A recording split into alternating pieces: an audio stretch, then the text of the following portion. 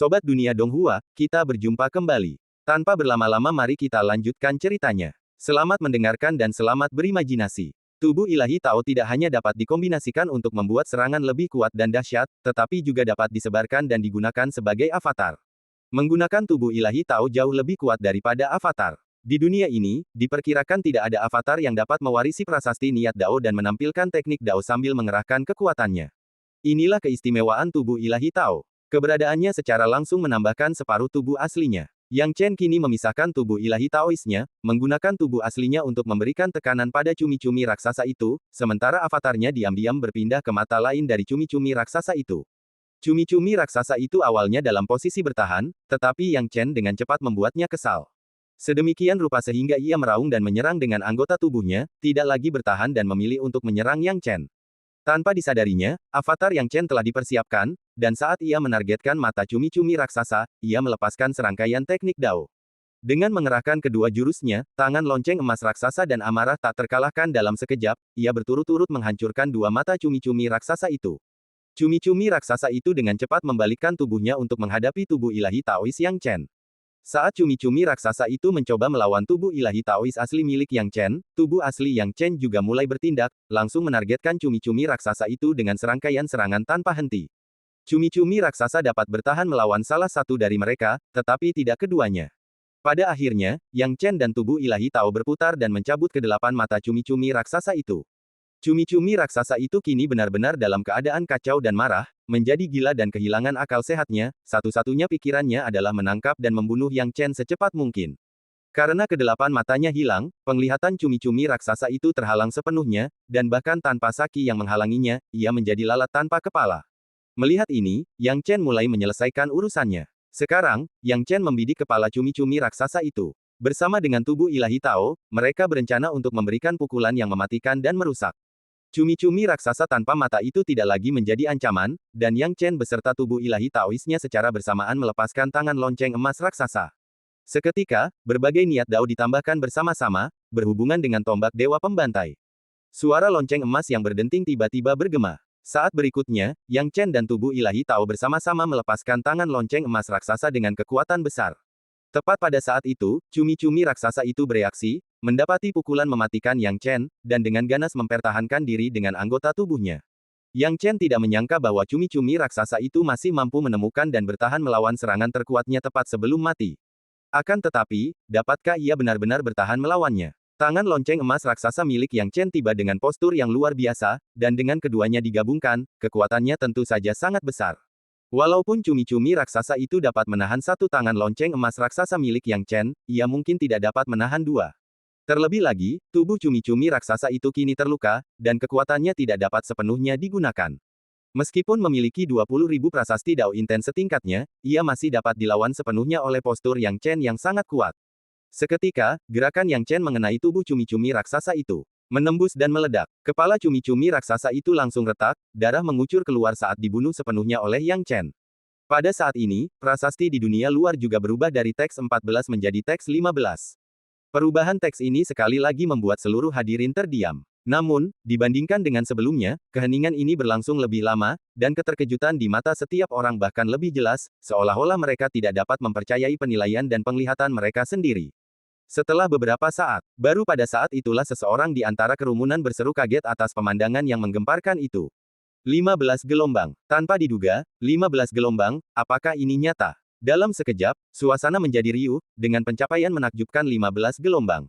Sudah berapa tahun? Sudah berapa tahun? Mungkin tak terhitung. Dari orang terakhir hingga sekarang, siapa yang tahu sudah berapa tahun sejak domain suci melihat seorang jenius luar biasa seperti itu?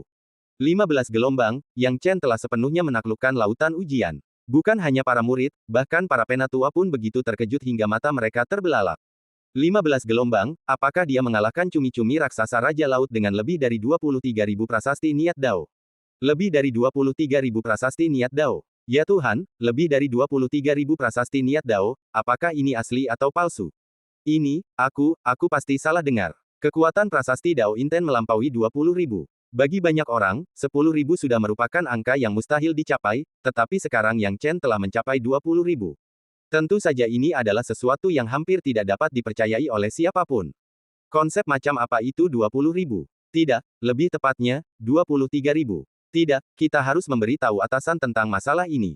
Kita harus segera menghubungi mereka. Seseorang telah menaklukkan lautan ujian lagi.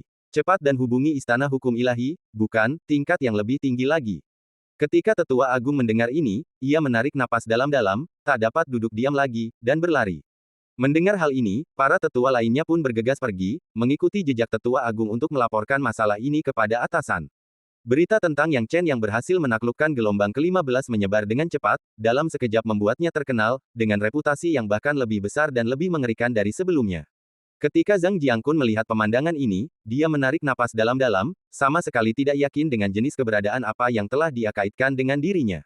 Saat itu, dia bangga menjadi satu-satunya yang pernah bertemu Yang Chen secara langsung. Karena hanya dialah yang membuat pilihan tepat saat itu dan kini dianggap sebagai teman sejati oleh Yang Chen. Pada saat ini, Yang Chen juga diangkut keluar oleh teleportasi Arai setelah melewati gelombang ke-15.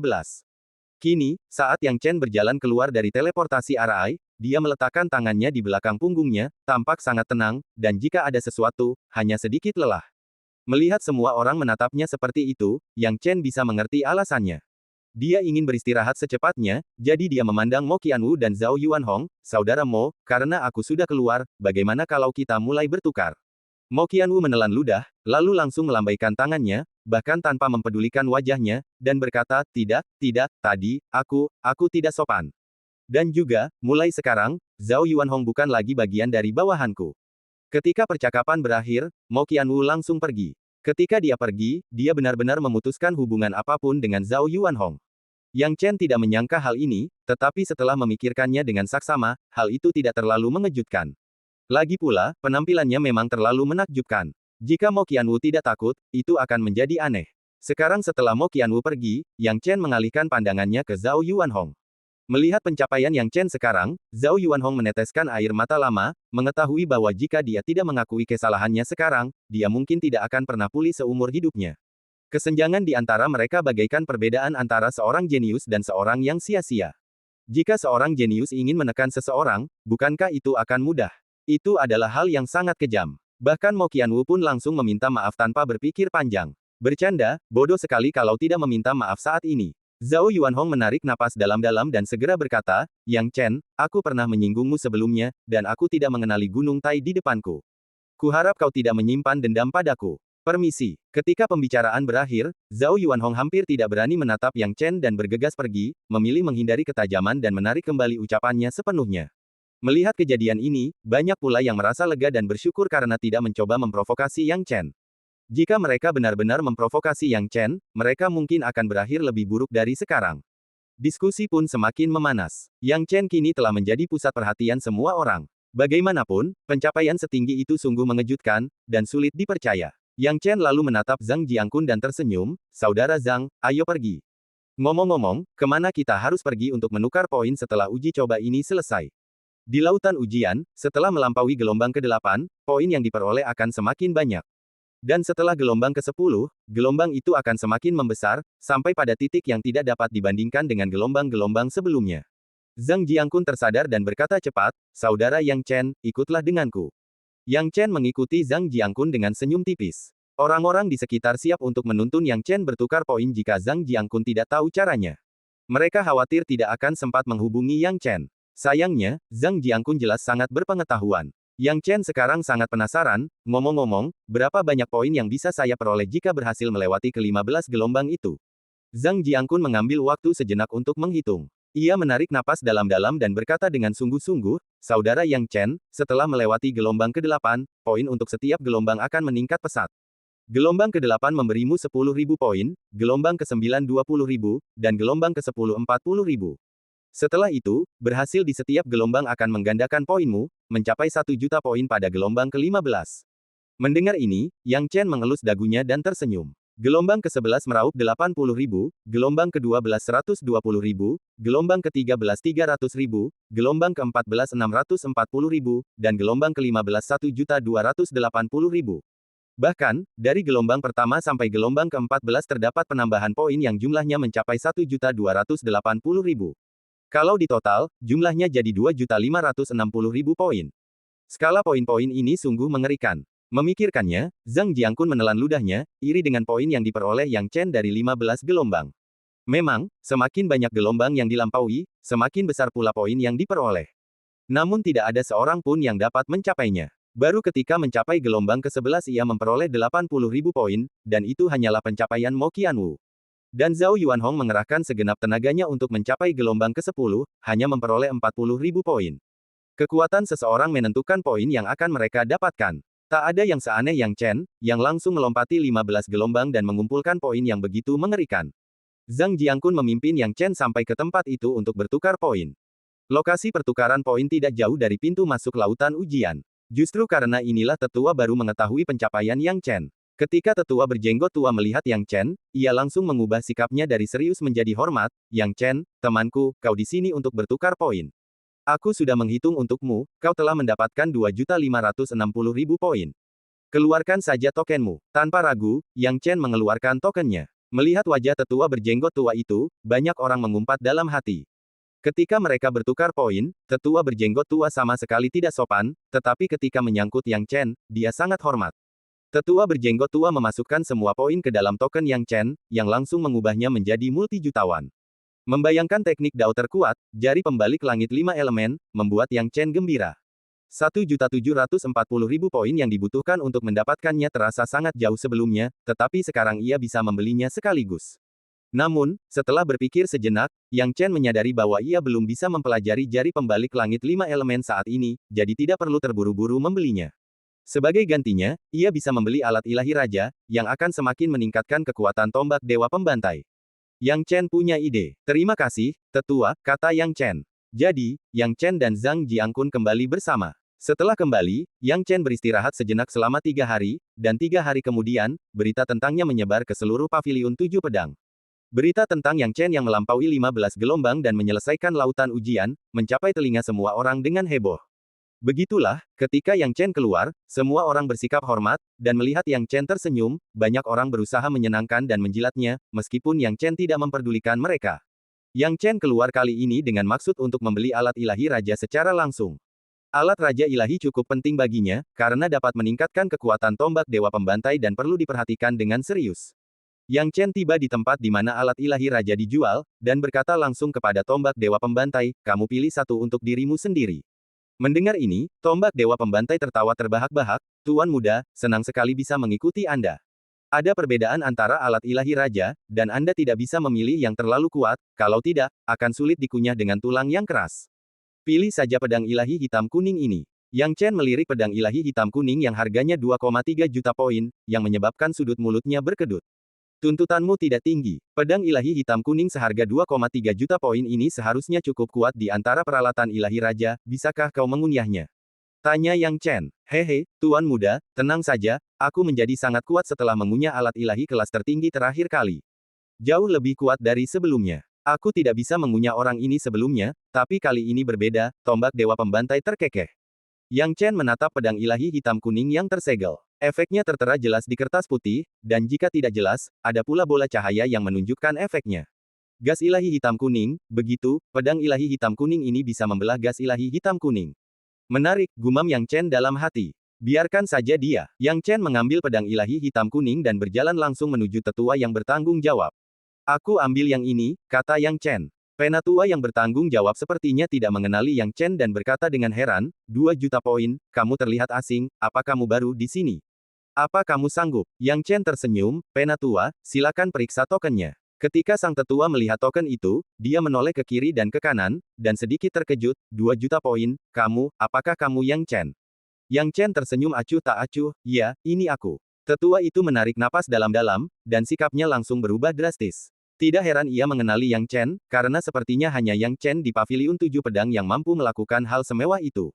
Poinmu telah dikurangi, dan sekarang pedang ilahi hitam kuning menjadi milikmu, kata sesepuh itu. Yang Chen tidak membuang kata-kata lagi. Sambil memegang pedang ilahi hitam kuning, dia meninggalkan tempat itu. Harus diakui, Yang Chen masih cukup patah hati. Setelah menghabiskan 2.300.000 sekaligus, poinnya hampir habis. Poin-poin itu dihabiskan begitu cepat sehingga tidak dapat dihentikan.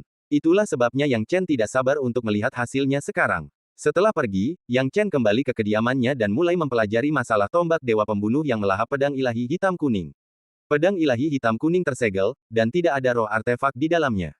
Jadi, sangat mudah untuk melahapnya. Ini dibuat khusus oleh Paviliun 7 Pedang. Karena senjata yang mengandung roh artefak sulit disimpan dan disegel secara diam-diam, roh artefak biasanya dihapus terlebih dahulu. Bagi para kultivator, tidak sulit untuk memasukkan roh artefak baru ke dalam alat ilahi raja. Roh artefak memiliki dampak minimal pada alat ilahi raja, dan terkadang jiwa yang sangat kuat bahkan dapat meningkatkan kekuatan alat ilahi raja. Oleh karena itu, sebagian besar alat ilahi raja dihapus dari roh artefaknya sebelum dibeli. Ini juga menyelamatkan Yang Chen dari banyak masalah. Dia membuka segel dan langsung membiarkan tombak dewa pembunuh melahapnya. Tombak dewa pembunuh kini digunakan untuk melahap alat ilahi raja lainnya. Tombak ini sebelumnya telah berpengalaman melahap alat ilahi Raja Yeduan dan berbagai alat ilahi tertinggi setelahnya. Kini, bisa dibilang tombak ini telah menjadi sangat terampil. Terlebih lagi, tombak dewa pembunuh itu sendiri dipadukan dengan niat dao kehidupan dan kematian waktu dan ruang milik Yang Chen, yang membuatnya mampu mengungguli alat dewa raja lainnya. Hasilnya, ia dengan cepat memperoleh kemenangan dalam pertempuran melawan pedang ilahi hitam kuning, yang tidak memiliki kecerdasan spiritual, dan akhirnya melahapnya sepenuhnya. Yang Chen telah memperhatikan, dan saat dia melihat tombak dewa pembunuh melahap pedang ilahi hitam kuning, dia mulai benar-benar bertanya-tanya. Setelah melahap pedang ilahi hitam kuning kali ini, ada perubahan yang jelas pada tombak dewa pembunuh. Kesan pertama Yang Chen adalah ia telah berevolusi. Ya, tombak dewa pembunuh telah berevolusi. Penampilan keseluruhan tombak dewa pembunuh berubah. Tubuh tombak berubah menjadi warna pedang ilahi hitam kuning, dan ujungnya menjadi lebih tajam dan lebih mendominasi. Seolah-olah ada aura hitam dan kuning yang menyelimuti tombak dewa pembunuh. Tak diragukan lagi, tombak dewa pembunuh tetaplah tombak dewa pembunuh, karena tombak itu telah berhasil melahap pedang ilahi hitam kuning, bukan sebaliknya. Aura tombak dewa pembunuh pun tumbuh semakin kuat. Namun, perubahan penampilannya membuat Yang Chen bingung, dan ia bertanya dengan heran, tombak dewa pembunuh, ada apa dengan penampilannya ini? Apakah kau sudah mencapai level alat ilahi kaisar? Tidak mungkin, bagaimana mungkin semudah itu memasuki ranah alat ilahi kaisar? Hahaha, aku ingin sekali bergabung dengan jajaran alat ilahi kaisar. Tapi itu terlalu sulit, tombak dewa pembunuh terkekeh.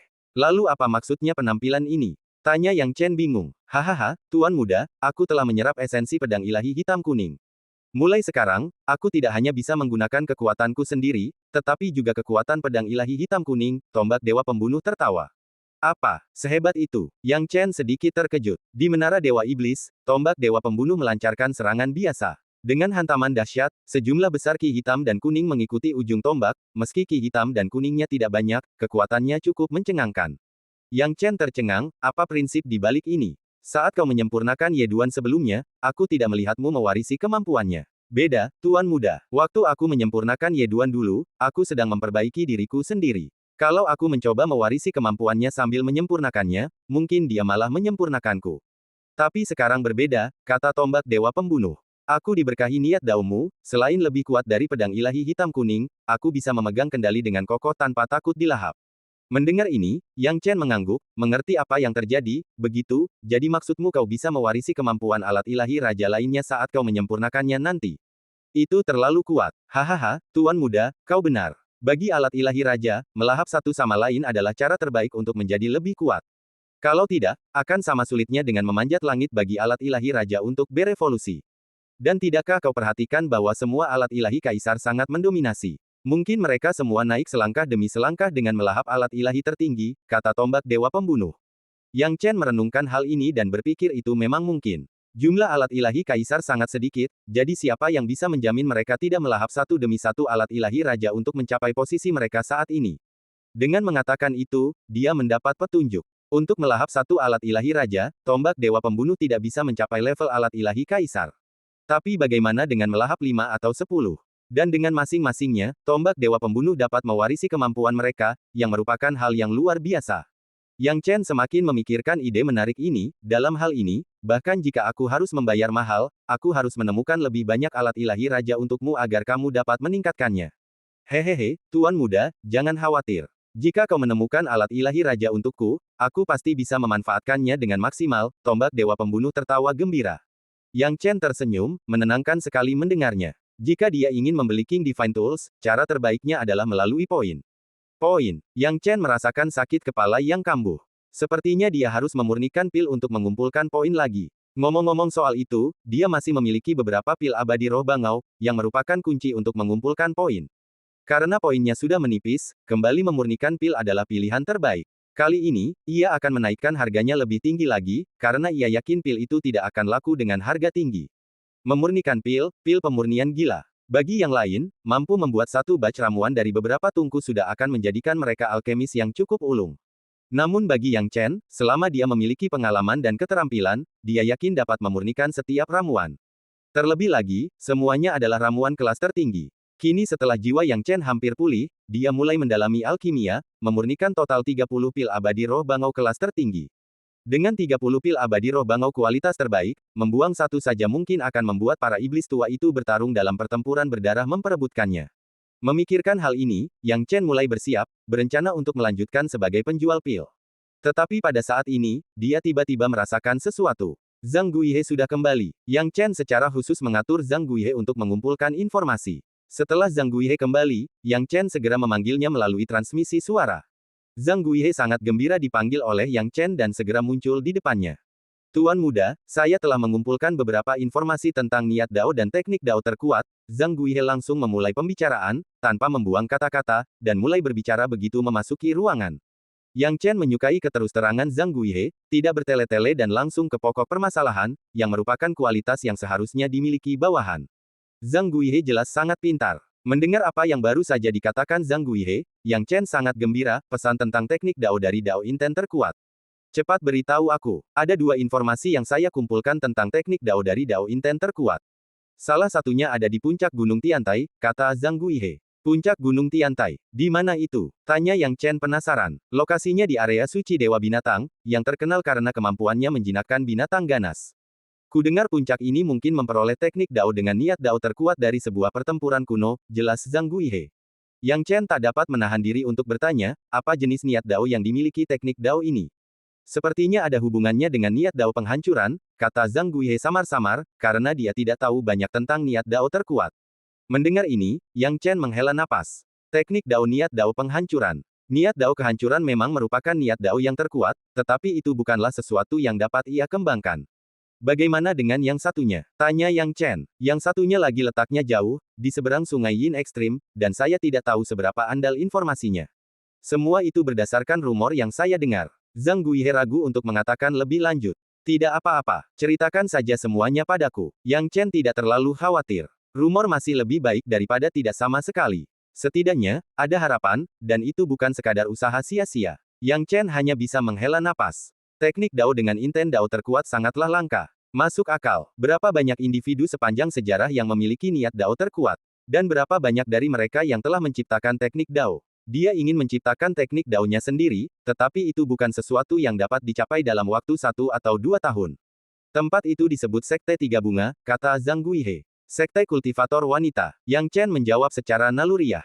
Tidak juga, Sekte Tiga Bunga didirikan di atas bunga raksasa yang hanya memiliki 3 kelopak. Seluruh sekte ini dibangun di atas bunga aneh ini. Konon, bunga ini membawa takdir Sekte Tiga Bunga, memastikan kemakmurannya. Bunga ini dapat dianggap sebagai urat nadi sekte, oleh karena itu dinamakan Sekte Tiga Bunga. Zhang Guihe menjelaskan, namun, memang benar bahwa bunga raksasa ini menarik banyak kultivator wanita ke sekte ini, menjadikannya salah satu dari sedikit sekte dengan rasio pria dan wanita yang lebih seimbang, atau bahkan lebih banyak kultivator wanita daripada pria. Bagaimana Sekte Tiga Bunga ini dibandingkan dengan domain suci? Tanya Yang Chen. Mereka cukup mirip. Pada puncak kejayaannya, domain suci tidak jauh berbeda dengan Sekte Tiga Bunga. Namun kini domain suci telah merosot, sementara Sekte Tiga Bunga tetap menjadi kekuatan utama dalam pertempuran melawan Netherworld. Zhang Guihe melaporkan tanpa ada yang terlewat. Yang Chen memperoleh pemahaman yang lebih baik dan bertanya dengan rasa ingin tahu, lanjutkan, apakah Sekte Tiga Bunga ini memiliki teknik Dao dengan niat Dao terkuat? Ya, menurut rumor, pendiri Sekte Tiga Bunga, Raja Kongsu, dulunya adalah seorang pemilik niat Dao terkuat, dan ia menciptakan teknik Dao dengan niat Dao terkuat ini. Sekte ini melestarikan teknik ini, tetapi setelah bertahun-tahun, tak seorang pun berhasil mempelajarinya.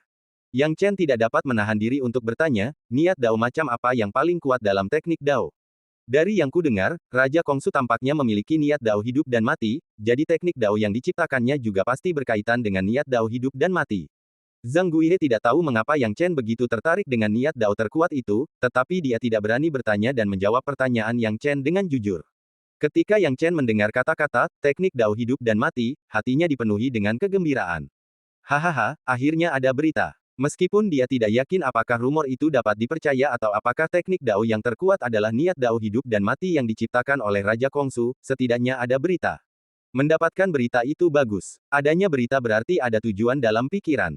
Begitu ya, Zhang Guihe, kau hebat sekali. Yang Chen tertawa gembira. Tuan muda, selain itu, saya juga telah mengumpulkan beberapa informasi tentang hal-hal yang ingin Anda temukan, kata Zhang Guihe sambil tersenyum memuja. Mendengar ini, Yang Chen bahkan lebih terkejut. Oh, tunjukkan padaku. Zhang Guihe menyerahkan bola cahaya yang berisi catatan. Yang Chen menceburkan jiwanya ke dalamnya dan dengan cepat memahami segalanya. Zhang Guihe ini memang sangat cakap. Ia bahkan telah menemukan beberapa benda yang dapat membantu Yang Chen meningkatkan Dao Inten emas, kayu, air, dan apinya hingga batas maksimal. Ini merupakan kejutan tak terduga lainnya baginya. Dia tidak bisa meninggalkan Zhang Guihe tanpa penghargaan atas usahanya. Setelah memutuskan hadiah apa yang akan diberikan kepada Zhang Guihe, Yang Chen mengusap pelipisnya dan tertawa, Zhang Guihe, keluarkan tokenmu. Zhang Guihe tidak tahu apa yang direncanakan Yang Chen, tetapi dia tetap menyerahkan tokennya. Yang Chen mengambil token tersebut dan menggunakan jiwanya untuk mentransfer poinnya langsung ke token Zhang Guihe. Dia memberinya 50.000 poin sekaligus. Lihatlah poin-poinmu, kata Yang Chen. Zhang Guihe tidak tahu apa yang diberikan Yang Chen kepadanya, tetapi ketika melihat poinnya bertambah 50.000, ia langsung menyadari apa yang terjadi. Dengan gembira, ia berterima kasih kepada Yang Chen, terima kasih, Tuan Muda. Kini ia semakin yakin bahwa ia telah membuat pilihan yang tepat dengan mengikuti Yang Chen. Keputusannya itu sangat sepadan. Dengan 50.000 poin, ia harus menabung untuk waktu yang sangat lama. Bahkan murid-murid senior Paviliun 7 Pedang pun belum tentu memiliki 50.000 poin. Sekarang dia mendapat 50.000 poin sekaligus. Seketika, Zhang Guihe bertekad untuk melayani Yang Chen dengan baik. Yang Chen awalnya ingin memberikan pil abadi roh bangau kepada Zhang Guihe untuk dijual, tetapi mengingat harganya terlalu mahal dan Zhang Guihe mungkin tidak mampu menangani situasi ini, ia tidak menyebutkannya. Ia berkata, Zhang Guihe, kau boleh pergi sekarang. Aku tahu situasinya. Kalau ada hal lain, aku akan memberitahumu. Baik, Tuan Muda. Zhang Guihe segera mundur. Sementara itu, Yang Chen mondar-mandir dengan tangan di belakang punggung, tenggelam dalam pikirannya. Sekte Tiga Bunga, Sekte Tiga Bunga. Gumam Yang Chen dalam hati. Dia harus mengunjungi Sekte Tiga Bunga dan melihat apa yang terjadi. Namun, menurut Zhang Guihe, Sekte Tiga Bunga terletak di seberang Sungai Yin Ekstrim. Adapun Sungai Yin Ekstrim, itu adalah penghalang yang sangat sulit untuk dilintasi, membuatnya menjadi rintangan yang menantang. Sambil memikirkannya, Yang Chen menggelengkan kepalanya. Sudahlah, aku akan mengurusnya setelah menjual pil abadi roh bangau dulu, gumam Yang Chen dalam hati sambil berjalan menuju pasar gelap, berencana menjual semua pil abadi roh bangau. 30 pil, dia bertanya-tanya berapa nilai pil-pil itu. Ketika Yang Chen tiba di pasar gelap, seperti biasa, hal itu menyebabkan banyak diskusi. Banyak orang membicarakan Yang Chen, terutama karena apa yang telah dia lakukan, seperti menyelesaikan 15 gelombang lautan ujian dan mendapatkan jutaan poin. Alhasil, Yang Chen pun menjadi pusat perhatian, dan kemanapun ia pergi, orang-orang akan membicarakannya, dengan tatapan iri dan kagum yang tak terhitung jumlahnya tertuju padanya. Beberapa kultivator wanita yang berani mendekat untuk berbincang-bincang, mencoba menjalin hubungan dengan Yang Chen. Bahkan lebih dari itu, mereka langsung bertanya kepada Yang Chen apakah dia memiliki rekan kultivasi ganda. Mendengar ini, Yang Chen sangat tidak berdaya, tetapi tidak ada solusi yang efektif. Lagi pula, orang lain menunjukkan kebaikan, dan dia tidak bisa menamparkan wajah yang tersenyum. Jadi, tanpa daya, Yang Chen hanya bisa menggunakan niat dao ruangnya untuk melarikan diri ke sudut pasar gelap dan dengan hati-hati merencanakan untuk menjual ramuannya. Soal harga, Yang Chen berpikir sejenak, dan akhirnya menetapkan harga 120.000 per pil. Apa yang dijualnya kali ini adalah pil abadi roh bangau kualitas terbaik. Biasanya, harga pil abadi tingkat tertinggi adalah sekitar 60.000 hingga 70.000 poin. Grand Spirit Immortal Pil lebih istimewa, tetapi menggandakan harganya seharusnya tidak masalah. Karena tidak ada harga yang jelas untuk Grand Spirit Immortal Pil di pasaran, permintaannya relatif lebih banyak, dan Yang Chen merasa harga jualnya tepat. Terlalu tinggi, orang tidak mampu membelinya. Jika terlalu rendah, dia akan kehilangan uang. Harga wajar, cocok untuk dijual kembali. Pada harga 120.000, ia tinggal menentukan harga dan memejamkan mata untuk beristirahat sambil menunggu pelanggan. Kali ini, Yang Chen sudah berpengalaman dan langsung menunjukkan pil abadi roh bangau kualitas unggul, sehingga orang lain akan percaya bahwa dia benar-benar memilikinya. Tak lama kemudian, seseorang menemukan kiosnya. Seorang tetua di tahap kenaikan agung menoleh ke kiri dan ke kanan, berseru kegirangan, ini benar-benar pil abadi roh bangau. Luar biasa, aku sudah lama mencari ini, tetapi tak pernah menemukannya. Adik, aku punya 120.000 poin. Pil abadi roh bangau kelas tertinggi ini milikku sekarang. Ketika percakapan itu berakhir, sang tetua mengeluarkan poin-poinnya, dan sebagai hasilnya, pil abadi roh bangau bermutu tertinggi menjadi miliknya. Dari ekspresi orang tua itu, jelas terlihat bahwa dia merasa kesakitan saat menghabiskan 120.000 poin, tetapi dibandingkan dengan mendapatkan pil abadi roh bangau, dia jelas sangat gembira dan sangat bahagia. Dengan begitu, orang-orang yang lebih berkuasa di tahap kenaikan agung pun tiba. Hal ini juga membuat Yang Chen menilai bahwa 120.000 poin agak sulit ditanggung oleh beberapa pembangkit tenaga listrik tahap kenaikan agung. Lagi pula, tidak semua orang bisa sejahat dia dan mendapatkan poin sebanyak itu.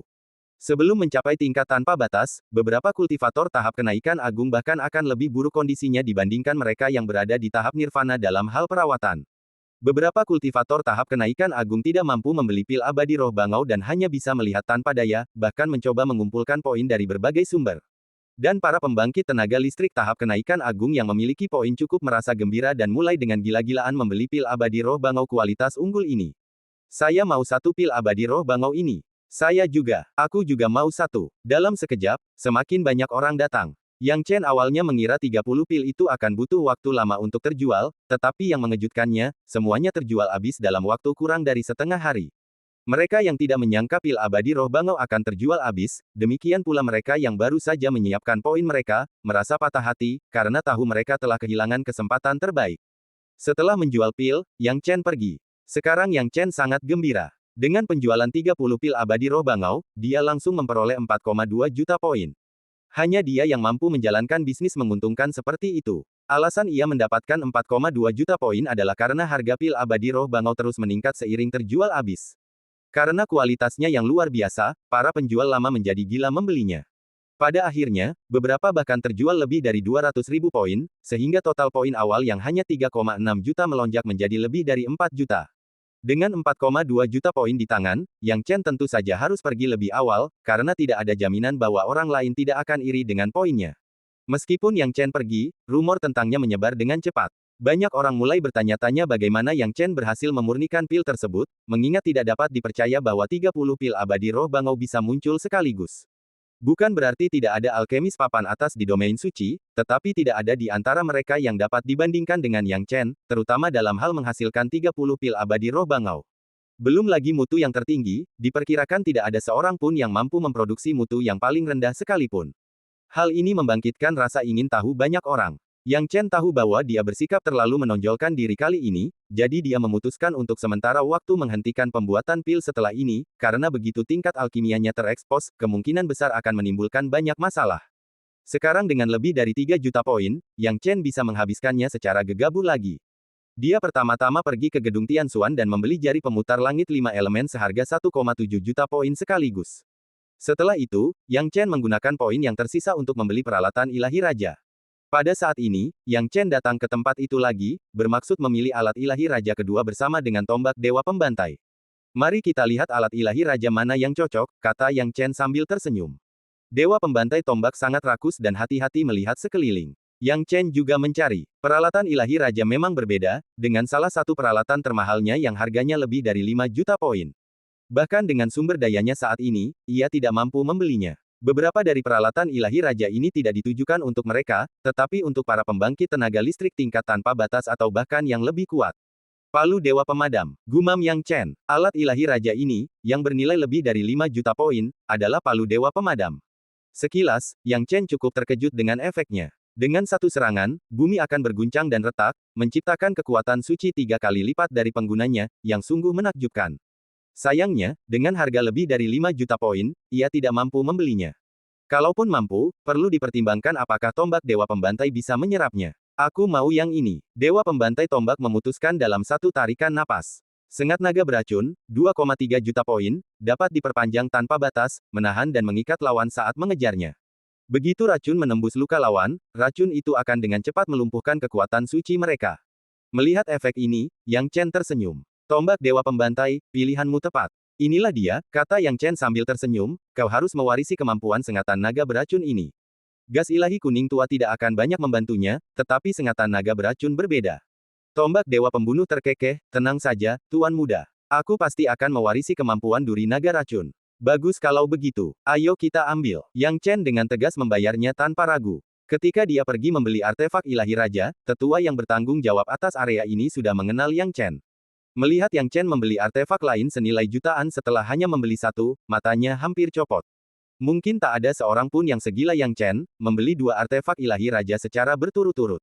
Di tengah keheranannya, sang tetua memeriksa poin Yang Chen dan menemukan bahwa dia benar-benar memiliki poin sebanyak itu, jadi dia hanya bisa menjual artefak ilahi raja kepada Yang Chen. Yang Chen memperoleh artefak ilahi raja lainnya, dan seperti sebelumnya, menyerahkannya kepada tombak dewa pembunuh untuk dilahap. Setelah kembali, Flying God Spear mulai memurnikan Poison Dragon Thorns. Setelah memiliki pengalaman pemurnian sebelumnya, kali ini ia sangat familiar dengan prosesnya. Dengan bantuan 9 prinsip Tao Yang Chen, tombak pembunuh dewa dengan mudah melahap artefak tersebut. Dia segera menekan duri naga racun, melahapnya sepenuhnya, dan mengintegrasikannya ke dalam tubuhnya. Sekarang, ketika Yang Chen memasuki Menara Dewa Iblis, dia tidak sabar untuk melihat efek dari pewarisan duri naga racun pada tombak dewa pembunuh. Tunjukkan padaku efek mewarisi duri naga racun, kata Yang Chen dengan tangan di belakang punggungnya. Tombak dewa pembunuh berkata dengan gembira, Tuan muda, perhatikan baik-baik. Begitu dia selesai berbicara, ekor tombak dewa pembunuh tiba-tiba terentang, seperti cambuk panjang. Tidak ada perubahan pada bagian lain tubuh tombak itu, kecuali ekornya yang menjadi seperti sengatan kalajengking, sesuai dengan namanya duri naga racun. Perpanjangan ini dapat berputar dan berputar, membuatnya sangat mudah untuk mengendalikan musuh. Melihat ini, Yang Chen sangat gembira. Lumayan, tombak dewa pembunuh. Dengan kekuatan suci ini, tak sia-sia aku menghabiskan banyak uang untuk membelikanmu artefak ilahi raja ini, kata Yang Chen lembut. Tombak pembunuh dewa, menyadari betapa banyak yang telah dihabiskan Yang Chen, dengan gembira berkata, terima kasih, Tuan muda. Bukan apa-apa, karena kau senjata suciku, aku tidak akan memperlakukanmu dengan tidak adil, Yang Chen tersenyum. Begitu kata-katanya terucap, dia tiba-tiba merasakan sesuatu dalam jiwanya. Seseorang datang, gumam Yang Chen dalam hati, tidak tahu siapa yang mendekat. Namun, setelah pengamatan singkat, ia menyadari ada sesuatu yang tidak biasa. Saat ini, ketika ia meraih jimat transmisi suara, jimat itu langsung tertancap di tangannya. Yang Chen menangkapnya dan mengamatinya dengan saksama. Ia pun segera memasukkan tombak dewa pembunuh ke dalam menara dewa iblis, dan ia sendiri pun keluar. Saat dia datang ke dunia luar, Yang Chen melihat dua pria tua. Kedua lelaki tua ini jelas bukan dari Paviliun Tujuh Pedang. Yang Chen sangat akrab dengan salah satu di antara mereka, yaitu Tetua Han yang bertanggung jawab atas dirinya. Dan sekarang, di samping Tetua Han, ada pria lain. Pria ini memiliki aura dominasi yang liar di antara alisnya, dan auranya bahkan lebih kuat daripada Tetua Han. Hal ini membuat Tetua Han memperlakukannya dengan penuh hormat, dan dia tidak berani menentangnya sedikit pun. Melihat Yang Chen keluar, Tetua Han langsung menunjukkan ekspresi gembiranya, haha, Yang Chen, akhirnya kau keluar. Penampilanmu selama ini benar-benar mengejutkanku. Bagus sekali, bagus sekali. Ngomong-ngomong, ini Feng Wuyang, Master Istana Angin. Cepat beri hormat padanya. Dia adalah Master Istana Hukum Ilahi kita. Setelah mengatakan ini, Tetua Han mengedipkan mata pada Yang Chen, mengisyaratkan bahwa status Master Istana Angin sangat luar biasa. Bagaimana mungkin Yang Chen samar-samar? Melihat pria ini, dia tahu bahwa kultivasinya tidak biasa. Terlebih lagi, Tetua Han hanyalah seorang tetua, sedangkan orang ini memegang jabatan langsung sebagai kepala istana, yang menunjukkan statusnya yang mengesankan. Dia buru-buru berkata, salam kepada Master Istana Angin. Feng Wuyang menatap Yang Chen dan juga menunjukkan senyum yang perlahan muncul, lalu dengan tenang berkata, jadi, kau Yang Chen. Lumayan, akhir-akhir ini, telingaku penuh dengan cerita tentangmu. Hal-hal seperti kau memiliki tubuh ilahi Tao, menerobos 15 gelombang lautan ujian, dan menjual banyak pil abadi roh bangau untuk membeli artefak ilahi raja.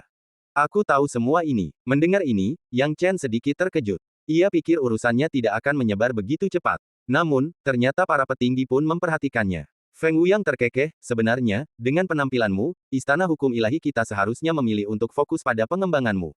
Namun, aku tidak menyangka begitu banyak hal mengejutkan akan terjadi padamu silih berganti. Hal ini membuatku tidak khawatir. Awalnya aku berniat untuk melihat seberapa besar potensimu, tetapi aku tidak menyangka beberapa kecelakaan terjadi di tengah-tengahnya, yang memaksaku untuk datang dan menemuimu secara langsung. Beberapa kecelakaan. Yang Chen tampak bingung. Masalah ini seharusnya tidak menjadi hal yang baik atau buruk, dan seharusnya tidak dianggap sebagai suatu kecelakaan. Ya, ini terkait dengan masalah ini. Kau mengalahkan Lin Feiyu dari Sekte Punah, memberi mereka pukulan telak. Selama 4000 tahun terakhir, Sekte Punah telah menekan wilayah suci kita, dan sekarang setelah kau menghajar mereka, bagaimana mungkin mereka mau? Feng Wuyang tertawa. Penatua Han mengelus jenggotnya, tampak sangat bahagia. Senang tentang apa? Faktanya, mereka dari domain suci telah dicekik oleh Sekte Punah selama bertahun-tahun. Di dalam sekte mereka, dari tua hingga muda, mereka memang telah menahan potensi mereka. Kecuali dua raja terkemuka yang mampu bersaing dengan sekte punah, yang lainnya tidak sebaik sekte punah. Hal ini menyebabkan sekte punah memperoleh reputasi yang kuat. Sementara itu, domain suci terus mengalami kemunduran. Sekarang seseorang telah melangkah maju dan menamparkan wajah sekte punah, bagaimana mungkin mereka tidak bahagia? Perlu disebutkan bahwa tidak banyak orang di sekte punah yang wajahnya bisa disebut penting, dan Lin Feiyu kebetulan salah satunya. Apa rencana sekte punah? Yang Chen bertanya dengan sedikit khawatir. Ekspresi Feng Wuyang berangsur-angsur berubah serius saat ia berkata, orang-orang dari sekte punah telah datang ke wilayah suci kami dan menantang Anda, berniat untuk mengalahkan Anda dengan paksa dan merebut kembali martabat mereka. Untuk mencegah kami menolak tantangan tersebut, sekte punah telah mengadakan kontes tepat di pintu masuk wilayah suci kami. Mendengar ini, Yang Chen tidak dapat menahan tawa dan menangis. Setelah mengadakan kontes di pintu masuk Holy Domain, orang-orang dari sekte punah ini benar-benar ingin meraih kemenangan besar. Holy Domain harus menerima tantangan itu, mau tidak mau. Anda tidak menerima. Kalau kalian tidak terima, kalian memberitahu dunia bahwa kalian, orang-orang di domain suci, takut bahwa kalian tidak dapat mengalahkan sekte punah. Ini mungkin akan menjadi noda paling memalukan dalam sejarah, yang akan menyulitkan domain suci untuk menghadapi sekte punah selama ribuan tahun. Pendekatan sekte punah sungguh-sungguh membuat frustrasi. Namun, setelah memikirkannya, Yang Chen tidak bisa tertawa lagi. Sialan, masalah ini dimulai karena dia, dan ditujukan padanya, jadi tidak bisa dianggap hal baik, kan? Apakah sekte punah ingin mengalahkanku demi mendapatkan kembali muka? Apakah mereka punya jenius yang lebih hebat selain Lin Feiyu? Tanya Yang Chen bingung. Bagaimana mungkin tidak? Lin Feiyu hanya bisa berada di peringkat 3 teratas di sekte punah. Yang benar-benar kuat adalah Luo Hen dari sekte punah, jelas Feng Wuyang. Luo Hen. Yang Chen sedikit terkejut. Ya, Luo Hen adalah orang nomor 1 di sekte punah. Dia berkultivasi selama hampir 1000 tahun, dan prasasti niat daunnya mencapai lebih dari 17.000, dan seperti Anda, dia juga telah membuka tubuh ilahi Daois, jelas Feng Wuyang. Mendengar ini, Yang Chen menyipitkan matanya. Luo Hen memiliki lebih dari 17.000 prasasti niat Dao, dan dia juga memiliki tubuh ilahi Daois. Ini semakin menarik. Yang Chen, katakan sejujurnya, berapa banyak prasasti niat Dao yang kau miliki? Tanya Feng Wuyang. Tanpa menyembunyikan apapun, Yang Chen berkata tanpa ragu, junior ini memiliki 16.900 prasasti niat Dao. Mendengar ini, Feng Wuyang dan Tetua Han bertukar pandang, keduanya menghirup udara dingin. Jadi, kau masih kurang 1000 prasasti niat Dao dibandingkan dengan Luo Hen. Dalam kondisi yang sama dengan tubuh ilahi Daois, mungkin tak mudah bagimu untuk mengalahkannya. Feng Wuyang mendesah pelan. Tetua Han menasihati, Tuan Istana Angin, meskipun kita berada dalam posisi yang kurang menguntungkan, kita masih punya peluang untuk bertarung. Mungkin dengan sedikit keberuntungan, kita masih bisa berharap untuk menang. Feng Wuyang mengangguk, sekarang kita hanya bisa melakukan ini. Yang Chen, awalnya kami berencana untuk mengamatimu sebentar, tetapi sekarang, kau harus memanfaatkan kesempatan ini. Kami tidak berharap kau mengalahkan Luo Hen, hanya saja jangan kalah telak, dan pertahankan nama baik domain suci. Domain suci akan sangat meningkatkan kultivasimu di masa depan, dan ini bisa dianggap sebagai kesempatanmu untuk membuktikan diri. Mendengar ini, Yang Chen menjawab, junior ini mengerti. Sekte punah sudah mulai mendirikan ring di depan gerbang domain suci kita, dan akan dimulai dalam 10 hari. Kalian harus mempersiapkan diri dengan baik dalam 10 hari ini, kata Feng Wuyang. Yang Chen dengan hormat berkata, junior ini mengerti. Feng Wuyang dan Tetua Han tidak banyak bicara lagi dan pergi satu demi satu.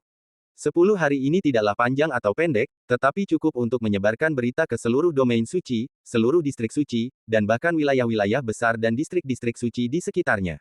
Semua orang tahu bahwa sekte punah dan domain suci sangat ingin melakukan pertarungan langsung, konfrontasi tatap muka. Pertarungan ini menarik perhatian semua orang. Siapapun yang kalah tidak akan dapat menunjukkan wajahnya di hadapan lawannya selama beberapa ribu tahun. Siapapun yang kalah menunjukkan bahwa keterampilannya lebih rendah. Bahkan sebelum pertempuran dimulai, hal itu telah menggugah hati setiap orang. Bagi Yang Chen, 10 hari ini luar biasa tenang. Setelah bertahun-tahun, ia telah belajar untuk menjaga ketenangan pikiran. Luo Hen memang lawan yang tangguh, tetapi itu tidak memengaruhi kondisi mentalnya. Dia juga tidak melakukan sesuatu yang istimewa. Tidak banyak yang bisa ia lakukan untuk memperkuat dirinya dalam waktu 10 hari yang singkat. Yang Chen hanya menstabilkan kultivasi sakinya sedikit lebih baik. 10 transformasi keilahian memiliki banyak kegunaan baginya di dunia ini, dan dia harus menanggapinya dengan serius. Dan 10 hari itu pun berlalu dengan cepat. Tiba-tiba, 10 hari kemudian, begitu Yang Chen melangkah keluar, ada seorang tetua dari Istana Hukum Ilahi yang secara pribadi datang untuk mengawal Yang Chen. Tetua Han ada di antara mereka, dan ketika melihat Yang Chen, sikapnya kini jauh lebih hormat dan sopan daripada sebelumnya. Ia tidak lagi berpegang teguh pada status senior tanpa batasnya. Yang Chen, waktunya sudah tiba. Ayo pergi, kata Tetua Han. Sekte punah sudah memasang cincinnya. Ya, junior ini tahu, jawab Yang Chen. Tetua Han berkata dengan sungguh-sungguh, Yang Chen, kau harus mengerahkan seluruh kemampuanmu dalam pertempuran ini. Jika kita kalah telak, wilayah suci benar-benar takkan mampu mengangkat kepala mereka. Yang Chen menggelengkan kepalanya dalam hati, karena orang-orang di domain suci tampaknya tidak percaya pada kemenangannya. Merasa tak berdaya, dia menjawab dengan tenang dan rendah hati, junior ini akan berusaha sebaik-baiknya. Penatua Han tidak banyak bicara lagi, memimpin Yang Chen ke mulut wilayah suci. Ketika mereka tiba di sana, mereka melihat daerah sekitar mereka dipenuhi orang. Cincin itu dikelilingi oleh para kultivator dari sekte punah dan domain suci. Yang Chen ada di sini. Yang Chen ada di sini. Ku dengar Yang Chen belum lama bergabung dengan sekte ini. Aku penasaran apakah dia bisa mengalahkan orang-orang sekte punah dan menekan kesombongan mereka. Seperti katamu, Yang Chen baru saja memasuki wilayah suci belum lama ini, jadi bagaimana dia bisa menang melawan orang-orang sekte punah? Itu terlalu sulit. Sepertinya Yang Chen baru berada di Paviliun 7 Pedang kurang dari setahun. Apa? Kurang dari setahun, dan dia akan melawan Luo Hen. Orang-orang di wilayah suci tengah berdiskusi di antara mereka sendiri. Pada saat ini, di barisan paling atas domain suci, seorang lelaki tua berjanggut putih duduk di tengah kerumunan, jelas berada di posisi tinggi dengan aura yang luar biasa. Semua orang tahu bahwa dia adalah salah satu tokoh paling berkuasa di wilayah suci, Raja Sembilan Matahari. Pilar mutlak dari domain suci. Duduk di sana, Raja Sembilan Matahari bagaikan matahari merah, matahari itu sendiri memancarkan aura yang menindas dan menakjubkan yang menimbulkan kekaguman bagi semua orang di sekitarnya. Dikelilingi oleh banyak orang kuat, mereka yang dapat duduk di sisi Raja Sembilan Matahari semuanya merupakan pembangkit tenaga listrik tingkat tanpa batas. Sekte punah datang dengan agresif, jelas-jelas sudah siap, mengira kami di domain suci tidak siap, kata salah satu dari mereka. Kami belum pernah mendengar tentang Yang Chen sebelumnya, bisakah dia benar-benar melawan Luo Hen? Tanya yang lain. Kurasa generasi muda kita di wilayah suci tak mampu mengalahkan Luo Hen, apalagi Lin Feiyu. Mereka yang sedikit menonjol di Paviliun 7 Pedang telah berkultivasi lebih dari 10.000 tahun, dan bahkan mereka pun tak cukup pantas. Mendengar diskusi itu, Raja Sembilan Matahari terbatuk ringan 2 kali. Mendengar batuknya, para ahli tahap tanpa batas ini langsung menutup mulut mereka. Terlihat jelas betapa besar otoritas yang dimiliki Raja Sembilan Matahari, bahkan para ahli tahap tanpa batas ini pun tidak berani menentangnya. Raja Sembilan Matahari berkata tanpa ekspresi, ku dengar Yang Chen ini baru saja memasuki Paviliun 7 Pedang kurang dari setahun yang lalu.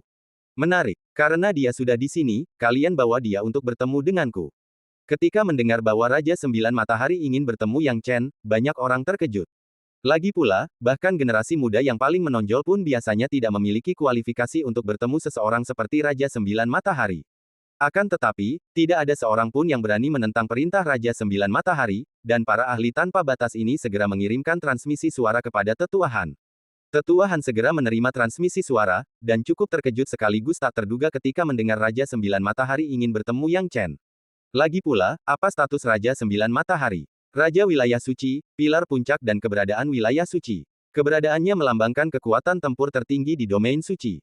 Sekalipun generasi muda berbakat, masih ada kesenjangan dengan Raja Sembilan Matahari. Kelahiran Sang Maha Kuasa bukan hanya karena bakat di masa muda, tetapi juga karena kesempatan, keberuntungan, dan banyak aspek lainnya seperti kekuatan bawaan. Hanya dengan begitulah kita dapat mencapainya. Baru pada saat itulah seorang tokoh yang unggul dapat lahir. Dalam sejarah wilayah suci, terdapat banyak sekali talenta hebat, namun hanya sedikit yang mencapai level Raja Sembilan Matahari dan Raja Zacheng. Jenius, belum tentu menjadi orang yang paling berkuasa. Tetua Han tidak mengerti maksud Raja Sembilan Matahari, tetapi ia berkata dengan jelas kepada Yang Chen, Raja Sembilan Matahari ingin bertemu denganmu. Kau harus tahu bahwa beliau jarang bertemu orang di usia senjanya. Ini adalah kesempatan langka, bahkan bagi orang-orang di level tanpa batas sepertiku, untuk bertemu dengannya. Kau harus menunjukkan rasa hormat saat bertemu dengannya. Ketika Yang Chen mendengar tentang Raja Sembilan Matahari, ia juga terkejut. Ia pernah mendengar tentang tingkat keberadaan Raja Sembilan Matahari. Mendengar berita ini, wajahnya tampak terkejut, dan ia langsung mengangguk, aku mengerti. Tapi di mana senior Raja Sembilan Matahari? Di sini. Tepat saat Yang Chen selesai berbicara, sebuah suara muncul langsung di kepala Yang Chen. Seketika, Yang Chen mendongak, dan tampaklah seolah-olah ia melihat matahari merah, matahari raksasa. Hal ini membuat Yang Chen sedikit terkejut. Setelah mengetahui lokasinya, ia mengucapkan sepatah kata kepada tetua Han dan berjalan menuju Raja Sembilan Matahari. Saat Yang Chen datang jauh-jauh, dia melihat banyak sekali pembangkit tenaga listrik tingkat tanpa batas. Para tokoh terkemuka ini memandang Yang Chen seakan-akan ingin melihat berapa banyak kati dan tael yang dimiliki Yang Chen, dan kemampuan apa saja yang dimilikinya. Yang Chen merasa canggung diawasi oleh begitu banyak orang, lagi pula, orang-orang kuat ini semuanya berada di level tanpa batas, sekilas pandang ke arahnya seolah-olah bisa melihat ke dalam dirinya. Pada akhirnya, Yang Chen berhenti dan datang di hadapan matahari merah, matahari raksasa. Ketika dia datang ke sini, Yang Chen melihat wajah asli Raja Sembilan Matahari. Bukan matahari merah dan matahari raksasa, melainkan orang sungguhan. Hanya saja, temperamen yang terpancar dari orang ini sungguh luar biasa. Yang Chen tidak berani bersikap tidak sopan, mengetahui identitas pihak lain, dengan cemas berkata, "Junior, beri hormat kepada penatua Raja Sembilan Matahari." "Kamu Yang Chen." Raja Sembilan Matahari menatap lurus ke arah Yang Chen. "Itu Junior," jawab Yang Chen. Raja Sembilan Matahari mengangguk, "Yang Chen, masalah hari ini, semua terjadi karenamu." Mendengar ini, jantung Yang Chen berdebar kencang. Mungkinkah Raja Sembilan Matahari datang untuk menyalahkannya? Saat ia ragu, Raja Sembilan Matahari segera tertawa, "Jangan khawatir, aku tidak menyalahkanmu. Malahan, mengalahkan Lin Feiyu adalah kemampuanmu sendiri, dan aku memujimu karenanya. Wilayah suci tidak takut masalah, dan akan menjadi aib bagi wilayah suci jika murid-murid kita tidak berani melawan ketika diprovokasi di luar. Kau mengalahkan Lin Feiyu sangat bagus, sangat mengesankan. Namun, di dunia orang-orang kuat, hanya menjadi kuat saja tidak cukup.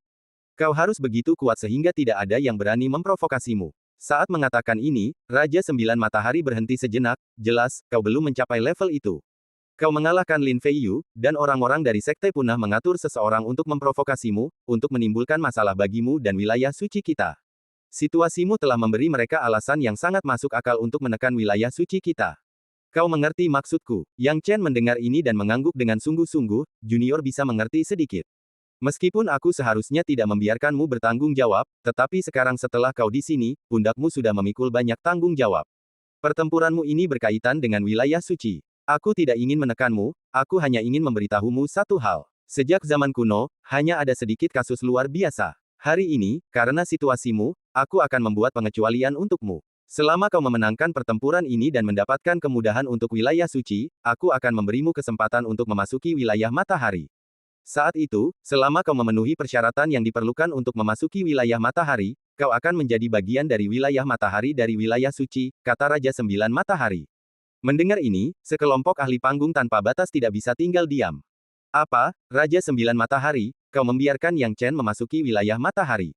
Ini, bagaimana mungkin ini terjadi? Domain matahari adalah tempat paling suci di domain suci kita. Wilayah matahari, disitulah kau dan Raja Zacheng tinggal. Bagaimana mungkin Yang Chen ini, yang baru mencapai tahap nirvana, memenuhi syarat untuk masuk?" "Tepat sekali, bahkan kami belum masuk." Raja Sembilan Matahari berkata dengan tenang, "Kalian semua berkata begitu karena kalian belum memasuki domain matahari, tetapi Yang Chen telah mendapatkan kesempatan itu. Sebenarnya, sejak masa mudamu hingga sekarang, aku telah memberimu kesempatan, tetapi kalian tidak memanfaatkannya, kan?" Mendengar perkataan ini, sekelompok pembangkit tenaga listrik tanpa batas merasa malu, dan mata mereka yang menatap Yang Chen menampakkan ekspresi iri. Hal ini membuat Yang Chen menyadari betapa berharganya Sun Domain. Apa yang dia dengar tentang hal itu sebelumnya? Tingkat tertinggi dari wilayah suci, di atas paviliun dan istana. Ini adalah tempat Raja Zacheng dan Raja Sembilan Matahari biasanya berkultivasi dan merupakan otoritas tertinggi dari wilayah suci. Jika dia memenangkan pertempuran ini, meskipun dia tidak bisa langsung masuk ke sana, dia akan memiliki kualifikasi untuk masuk. Itu akan menjadi hal yang luar biasa. "Yang Chen, kamu baru saja bergabung dengan sekte ini. Tahukah kamu apa arti domain matahari?" tanya Raja Sembilan Matahari. Junior tidak mengerti. Yang Chen menggelengkan kepalanya. "Memasuki domain matahari berarti menjadi inti mutlak domain suci kita. Syarat untuk memasuki domain matahari sulit bagi setiap orang. Cara paling sederhana adalah dengan menerobos dan melampaui tahap tanpa batas seperti saya dan Raja Zacheng, barulah kalian dapat langsung dan tanpa syarat memasuki domain matahari." Raja Sembilan Matahari tidak berhenti, atau, berikan kontribusi yang luar biasa selama tahap tanpa batas, yang juga akan membuatmu memenuhi syarat untuk memasuki domain matahari. Namun, tingkat kesulitannya tidak jauh lebih mudah daripada melampaui tahap tanpa batas, jadi hingga saat ini, belum ada seorang pun di tingkat tanpa batas yang memasuki domain matahari. Ketiga, memasuki domain matahari sebagai tuan muda domain suci. Tingkat kesulitannya pun tinggi. Peran ini biasanya mengharuskan kami mengamati kaum muda di tahap nirwana dan kenaikan agung selama ribuan tahun atau bahkan lebih lama sebelum mereka memenuhi syarat. Awalnya, kami seharusnya mengamati Anda untuk waktu yang lama, tetapi sekarang, karena kompetisi ini, semua pengamatan akan dihilangkan. Raja Sembilan Matahari menatap Yang Chen, jadi, kau harus mengerti semua yang kukatakan. Singkatnya, selama kau memenangkan kompetisi ini, kau akan menjadi salah satu kandidat Tuan Muda Wilayah Suci. Dan cerita pun berakhir, nantikan cerita selanjutnya. Terima kasih telah mendengarkan.